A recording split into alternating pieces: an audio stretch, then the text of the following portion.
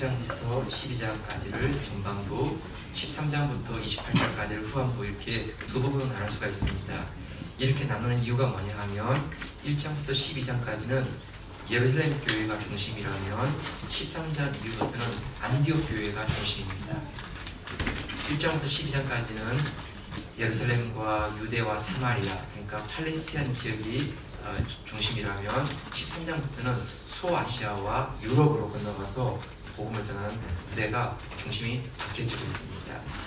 1장부터 12장까지는 사도 베드로가 중심 인물이라면 13장부터 28장까지는 사도 바울이 중심으로 바뀌고 있습니다. 그래서 13장을 기점으로 해서 전반부와 후반부가 이렇게 나뉘는 것입니다.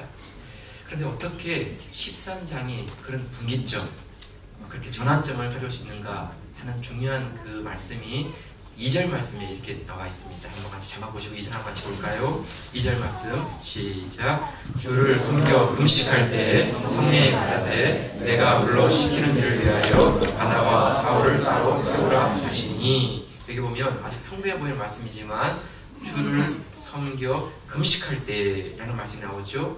이 금식이라는 말이 이전까지는 나오지 않습니다. 1장부터 12장까지는 금식한다는 말이 없어요. 그런데 14장 첫 말씀부터 2절 말씀에 나오는 금식한다 하는 말씀이 나오기 시작하고, 그 이후로 사도행전을 보게 되면 계속 금식하고 금식하는 일들을 보게 되는 것입니다.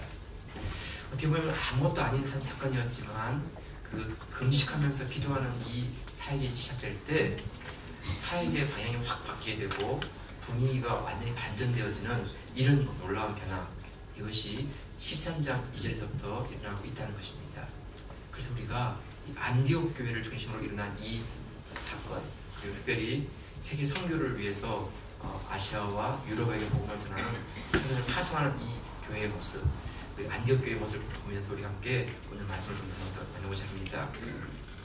1절 말씀을 이제 같이 한번 보실까요? 1절 말씀 시작. 안디옥 교회에 선지자들과 교사들이 있으니 곧 바나바와 니게를 아는 시몬과 구레네 사람 루기오와 분봉왕 헤롯의 젖동생 마나인과 및 사울이라, 이렇게 시작되고 있죠. 안디옥 교회는 신생 교회입니다.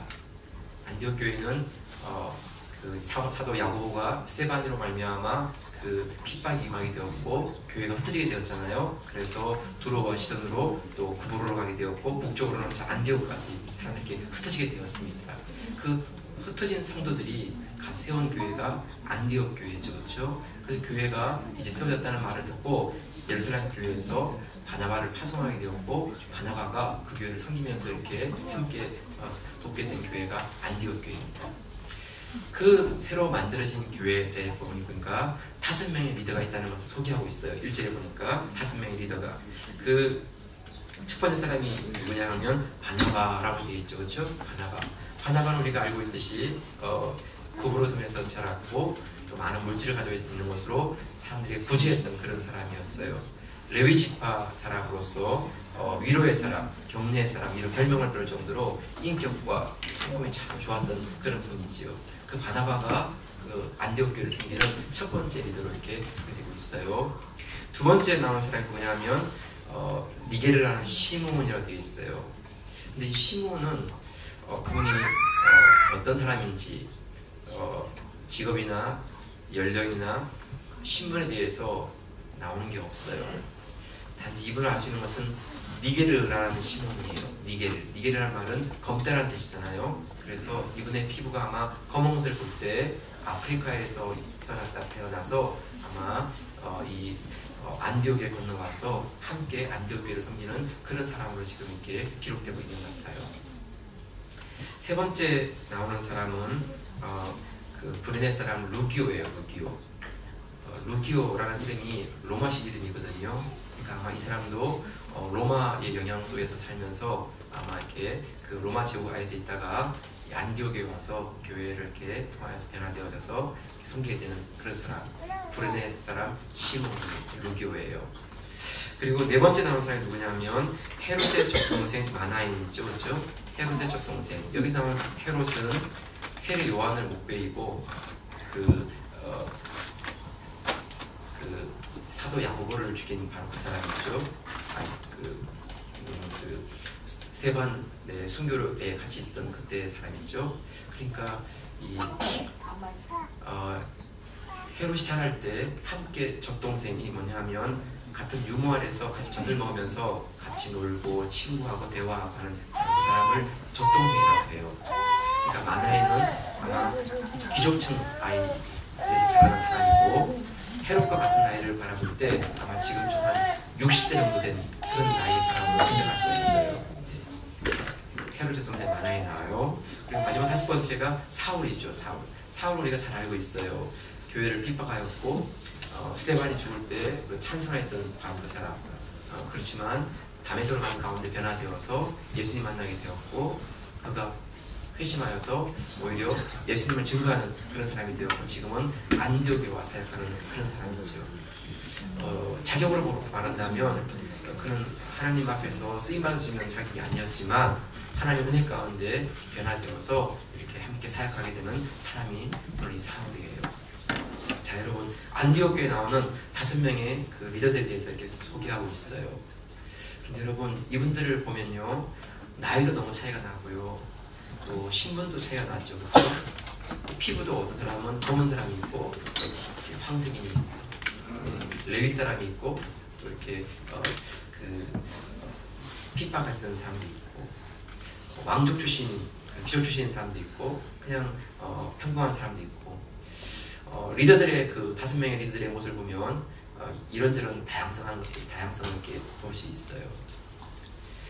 여러분 성도들 사이에서의 약간의 차이는 큰 문제가 아니지만 교회 리더들 사이에서의 차이는 영향을 줘요.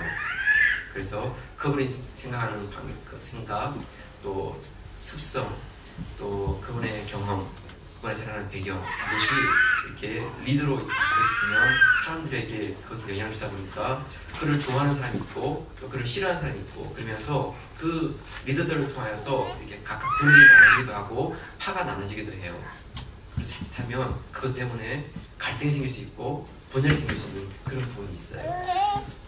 안디옥 교회는 어떻게 보면 다양한 5명의 이런 리더들이 있는데 이들이 어떻게 교회 안에서 같이 하나됨을 이룰 수 있고 그 연합됨을 이룰 수 있을까? 그 이유가 어디에 있을까?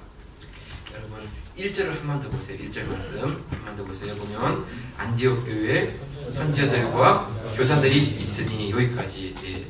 그러니까 5명의 사람들을 소개할 때 그들의 사역에 대한 내용이 선지자들과 교사들이 있으니 하면서 5명을 소개하고 있어요.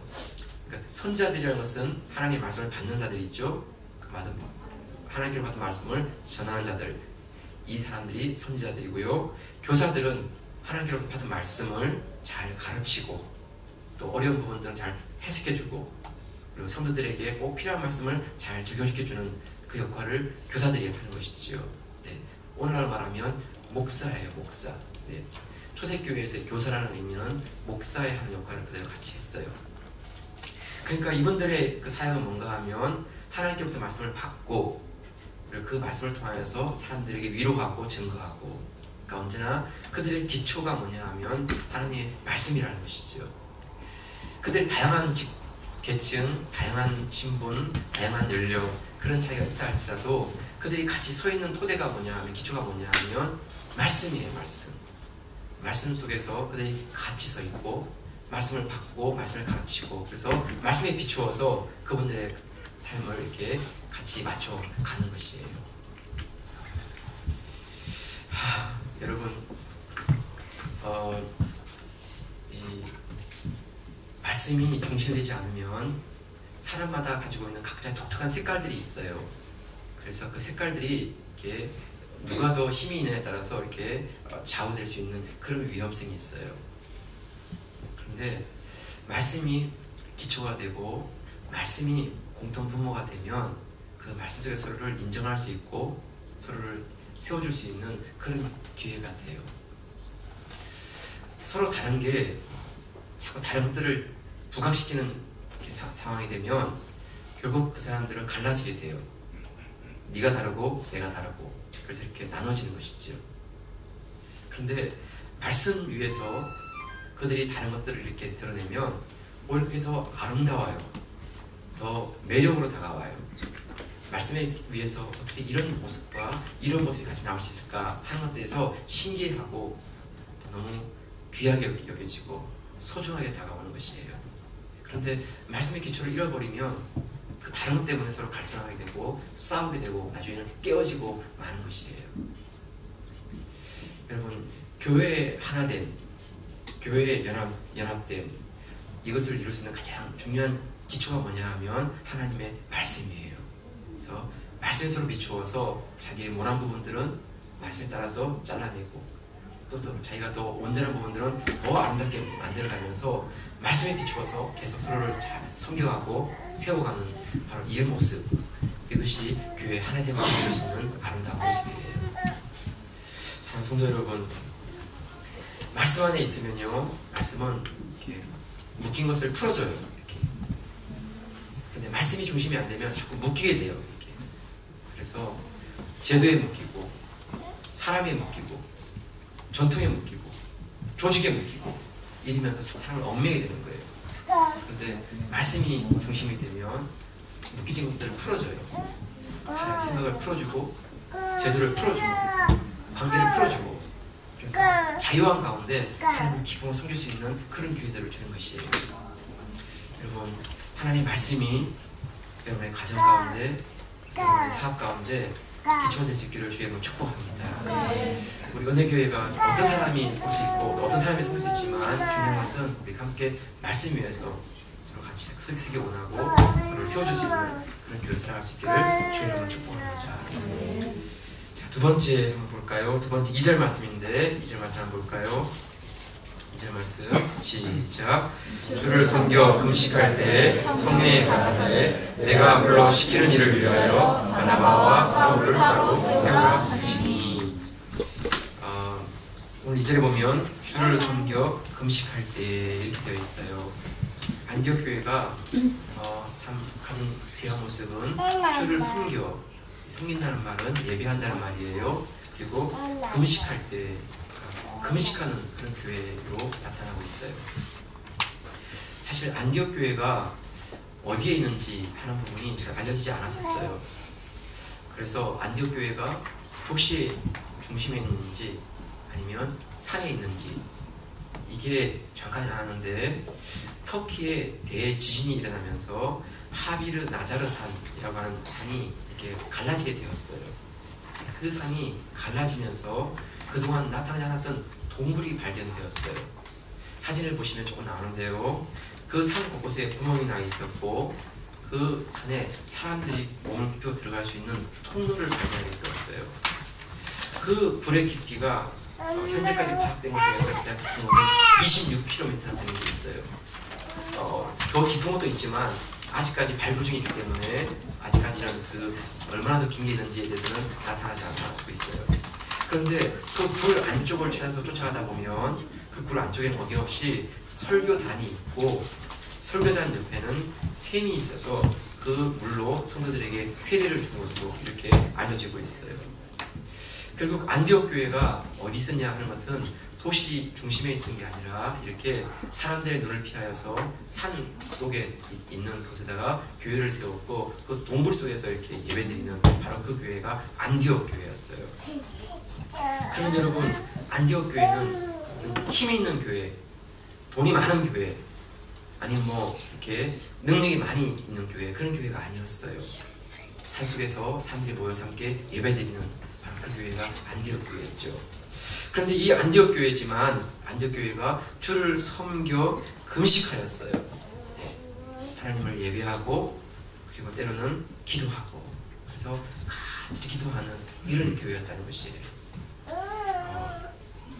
이렇게 하나님 앞에 금식하며 나아갈 때 참 놀라운 일을 보게 되는데 예배드리고 금식하는 가운데 길이 열리고 문제가 풀리고 사역에 대한 아이디어가 생기고 그런 이런 일이 일어나게 되었어요. 여러분 2절 말씀을 한번 더 같이 보세요. 2절 말씀 시작. 주를 섬겨 금식할 때에 성령이 가라사대 내가 물러 시키는 일을 위하여 바나바와 사울을 따로 세우라 하시니. 주를 섬겨 금식하는 것, 이것은 뭐 다른 교회들이나 비슷하게 될 수 있는데 그런 일을 하는 중에 성령께서 말씀하셨어요. 그 일이 뭐냐면 내가 불러 시키는 일을 위해서 바나바와 바울을 세우라 이렇게 했어요. 성령께서 맡기신 일이에요. 성령께서 불러주신 일이에요. 다시 말하면 이 전도 여행이란 이 여행, 이 아이디어가 사람에게 나온 게 아니고 누군가가 만들어낸 게 아니에요. 성령께서 이 일에 대해서 지시하시고 이 일을 위해서 바나바와 사울을 따로 불러서 그들을 세우시고 그들을 파송하기 시작한 일을 통하여서 전도 여행이 일어나게 되었어요. 전도 여행이라는 것은 이전까지는 없던 개념이에요. 이전까지는 유대인들이 흩어져 있는 회당을 중심으로 해서 그 회당에서 이렇게 모여서 예배드리는 것, 이것이 전부였어요. 그런데 이 안디옥 교회로 시작해서 이제 일꾼을 파송하게 되었고 그 일꾼들이 회당에 있든 없든 개의치 아니하고 다니면서 이렇게 가는 곳마다 복음을 전하면서 그곳에 믿는 사람들이 생겨나게 되면 교회를 세우고 그 교회를 통하여 또다시 또 다른 사람들을 파송하게 되고 그래서 그들이 또 복음 전하고 이런 개념이 나오게 되었어요. 그러니까 이 아이디어는 사람이 만든 게 아니고 성령께서 이런 아이디어를 주셨고 이런 사역을 이끌어 가시는 이런 일을 하게 되신 것이에요. 이런 일의 시작이 어디서부터 나왔냐면 바로 주를 섬겨 금식하게 될 때 성령께서 이런 일을 주도하셨고 이런 일을 이끌어 가신 것입니다. 네, 여러분 우리가 하나님 믿으면서 가장 주의할 게 있는 게 뭐냐 하면 우리의 신앙생활을 너무 기계적으로 반복하는 것이에요. 기계적으로.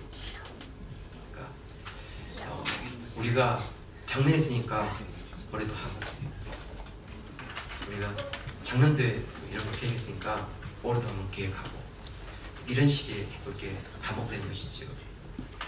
어떻게 보면 작년에 했던 것들 다시 답습하게 되니까 편하긴 한데 중요한 게 뭔가 하면 성령님께 그 사역에 대해서 내어드리지 않고 성령께서 개입하시고 이끌어 가시고 또 그 일에 대한 만져가시는 것들을 전혀 경험하지 못하고 그냥 기기적으로 그냥 되풀이만 하는 것이에요.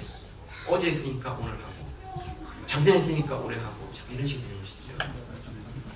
똑같은 사역이라 할지라도 그 사역에 대해서 하나님께 예배하고 금식하며 하나님께 내어드려야 돼요. 그래서 성령님께서 거기에서 새로운 아이디어를 주시고 또 환경을 열어주시고 필요한 사람들을 붙여주시고 그러면서 그것을 더 풍성하게 더 알차게 새롭게 하시면서 이끌어가시는 이런 것들을 보게 되는 것이죠. 그래서 중요한 것은 뭐냐 하면 주님을 섬겨 금식할 수 있는 이런 마음을 가지는 것이에요. 네, 여러분 금식하는 게 아무것도 아닌 것 같지만 한번 해보시면 알아요. 느낄 수 있어요. 금식하면 배고파요. 네. 금식하면 시간이 지날수록 화가 나요. 배고프니까 자꾸 예민해지고 짜증이 나요. 근데 금식하면 우리 육체의 힘이 연약해지면서 우리 속에서 기도가 나와요. 기도가 하나님 도와주세요. 하나님 힘주세요. 하나님 은혜주세요.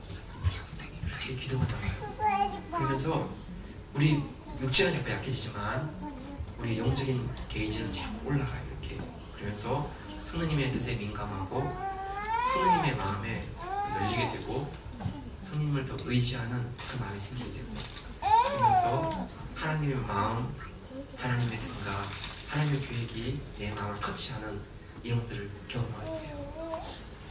그래서 여러분 참 필요한 것은 우리가 그냥 예배하는 거 전도에서 우리가 밋밋한 그런 모습이라면 정말 우리가 마음 가운데 한번 금식해 보는 거예요.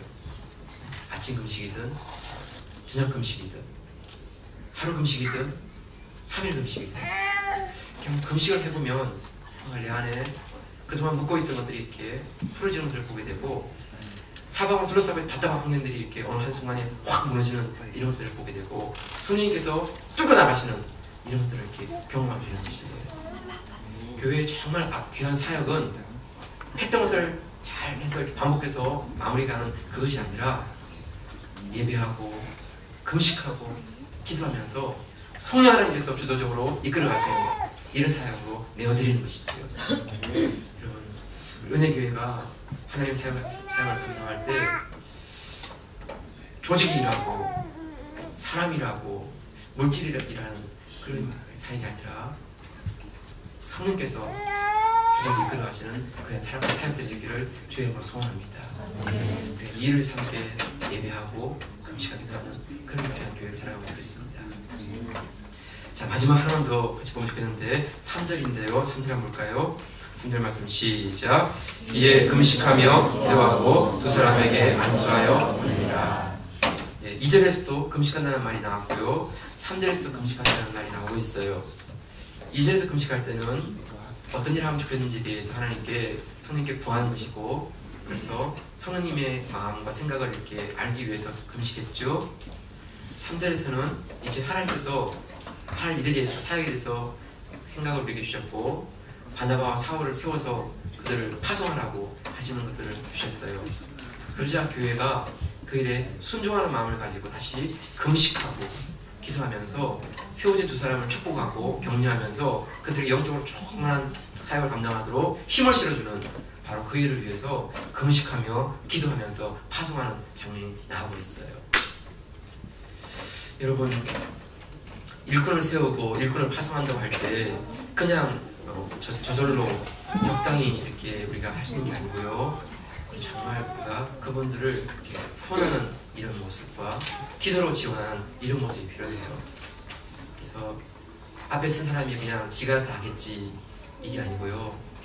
우리가 함께 그걸 위해서 기도할 때 정말 앞에 쓴 분도 성령의 기름 부심 가운데 더 귀한 사역으로 쓰임받게 되고, 또 참여하는 모든 분들도 그 리더의 그 파워풀한 성령의 기름 부심 있는 사역을 통하여서 함께 그 은혜가 흘러가는 이런 것들을 경험하게 돼요.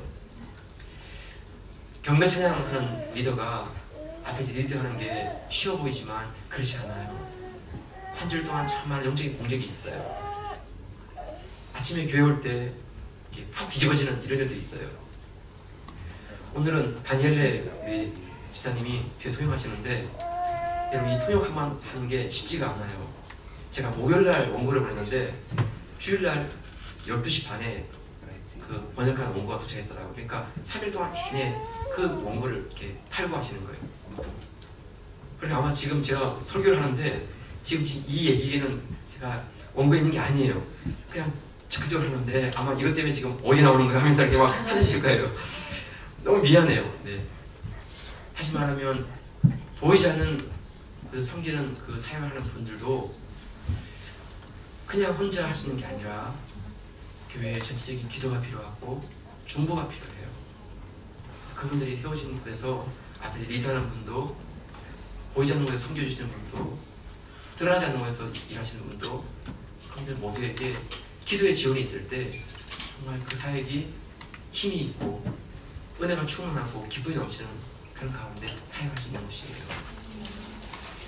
여러분, 은혜교회가 다른 어떤 것을 우리가 자랑하지 않는다 할지라도 정말 우리 안에 하나님 앞에 금식하고 기도하면서 우리가 하나님의 교회를 섬기는 그런 교회라는 이런 소문, 이런 아름다움이 있으시기를 주의 이름으로 축복합니다. 여러분, 두 사람에게 안수하여 보냈다라고 되어 있어요. 두 사람은 바나바와 사울이죠. 바나바는 안디옥 교회를 이끌어 가시는 그 담임 목회자 같은 그런 역할이고요. 사울은 율법의 해박한 지식을 가지고 그 교회의 그 말씀을 통해서 잘 해석해주고 가르치는 분이었어요. 특별히 구약의 말씀 속에서 예수 그리스도가 메시아이시다 하는 것들을 뽑아내어서 예수가 그리스도이다 하는 것을 증명할 수 있는 그런 사람이었어요. 그러니까 안디옥 교회를 보면 가장 핵심되는 두 사람이었어요. 인격과 성품으로 성도들을 품어주는 그릇 있는 목회자. 그들 가운데 가장 말씀으로 탁월한 해석과 함께 그 말씀을 먹이고 가르치고 그 성도들의 마음을 말씀으로 이끌어주는 그 사람. 그 두 사람을 이렇게 불러서 다른 곳으로 파송하라는 거예요.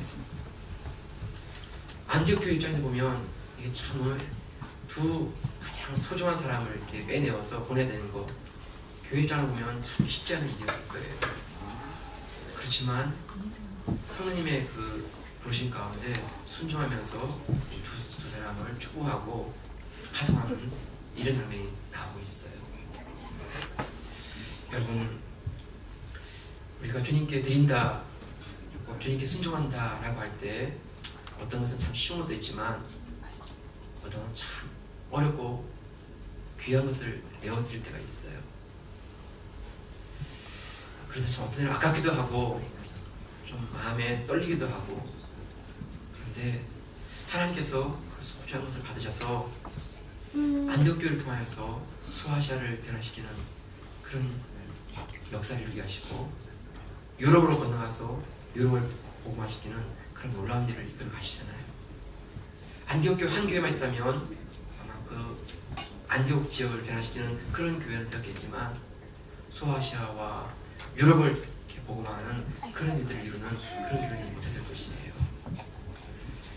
두 사람의 소중한 사람을 이렇게 파송하였지만 그로 말미암아 하나님은 30배, 60배, 100배의 귀한 열매로 그들의 사역을, 안디옥 교회를 축복해 주시는 이런 모습을 보게 되는 것입니다. 네, 여러분, 때로는 우리에게 너무나 소중하게 다가오는 것들, 우리에게 너무나 귀하고 아까운 것들, 주님께서 그걸 요구하실 때, 그것을 내어드릴 때 하나님은 우리가 상상하지 못한 하나님들을 교회에 가지고 이끌어 가시면서 열매 거두게 하시는 일들을 보게 하실 것입니다. 저는 소개하고 이제 말씀 마칠게요. 김요셉 목사님이 쓴 삶으로 가르치는 것만 낳는다 라는 책인데, 이 책은 여러분들 한번 읽어보시겠습니다. 자녀를 두신 부모님들 특별히 더 좋으시고요, 또 형제자매님들 이 책 한번 읽어보시면 정말 그 결혼 생활을 듣고 앞으로 가정을 이루실 때 너무 귀한 것들을 많이 배울 수가 있습니다. 삶으로 가르치는 것만 낳는다. 이 책 113쪽 이하에 나오는 한 내용을 소개하고 마치겠습니다.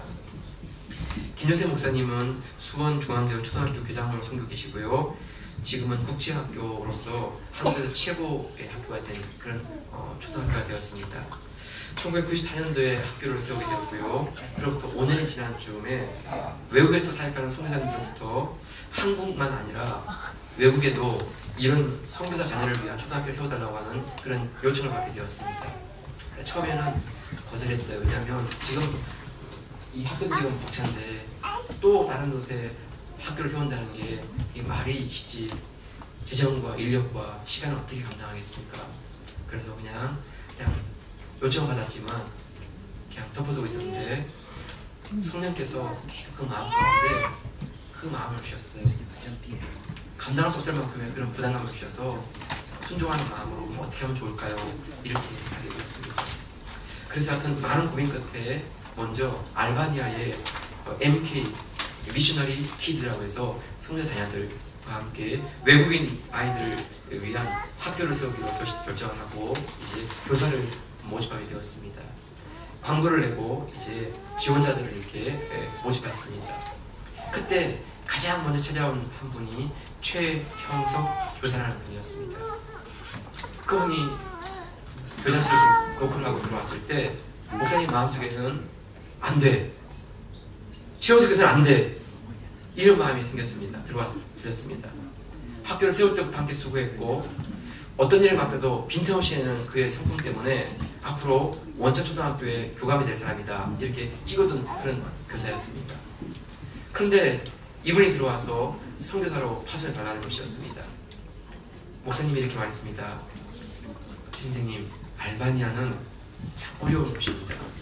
지금은 코소보 사태로 선교사들이 쫓겨나고 있는 곳이기도 하고요, 물도 전부로 정해진 시간에만 쓸 수 있고 난방도 준비되어 있지 않습니다. 한 번만 더 생각해 보시죠. 최 선생님이 말했습니다.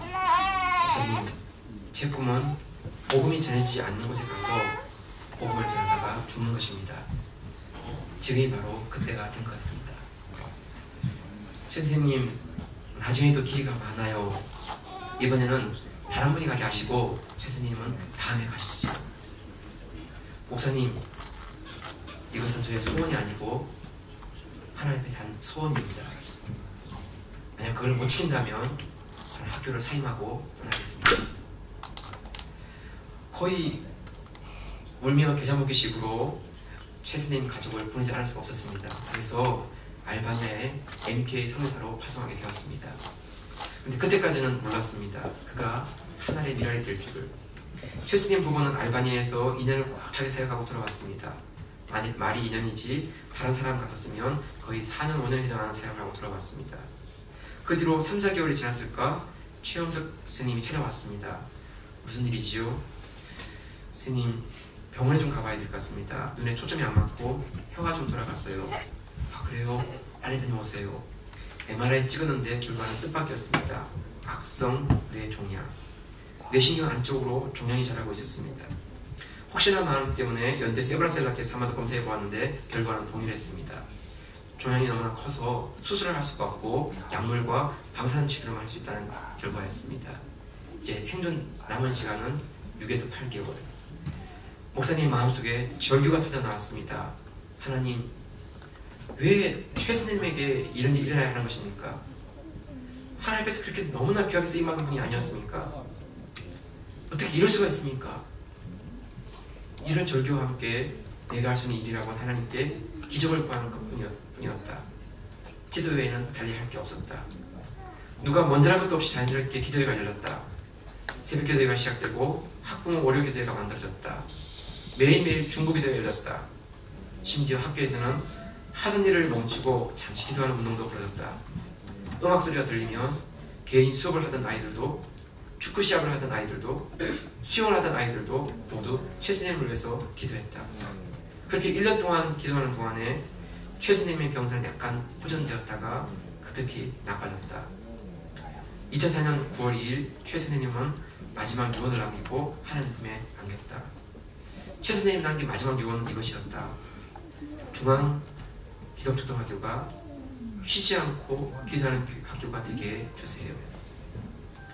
그 뒤로 우리 학교의 목표는 기도하는 학교로 바뀌었다. 중앙기독초등학교에서 기독교 교육을 시킨다는 것은 무엇을 의미하는 것입니까? 이렇게 묻는다면 나는 이렇게 대답한다.